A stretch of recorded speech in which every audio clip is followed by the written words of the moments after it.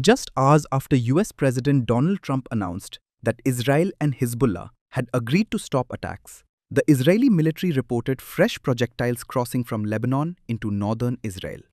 The renewed violence comes as Iran suspended negotiations with Washington, saying Israel's expanding offensive in Lebanon has undermined the fragile peace process. Fresh uncertainty has emerged over efforts to end the Iran war after Iran suspended negotiations with the United States, after Israel escalated military operations in Lebanon. Iran's Tasnim news agency reported that Tehran halted talks after Israel intensified strikes and expanded its military presence in southern Lebanon.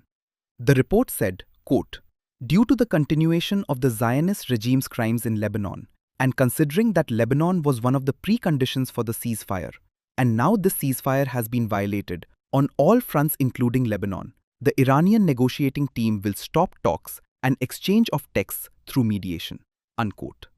Iranian Foreign Minister Abbas Araghchi said Lebanon was one of the conditions of the ceasefire agreement and warned that a violation on one front amounted to a violation of the entire deal. Iran's parliament speaker Mohammad Bagher Ghalibaf also accused Israel and the United States of violating the ceasefire.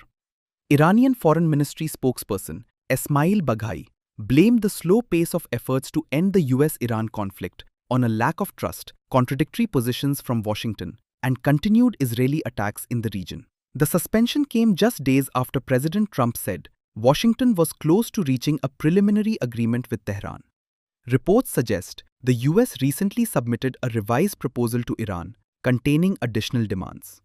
As the peace process appeared to be under strain, Trump sought to reassure both sides. In a social media post, he said he had spoken with Israeli Prime Minister Benjamin Netanyahu and representatives of Hezbollah, claiming that both sides had agreed to stop attacks.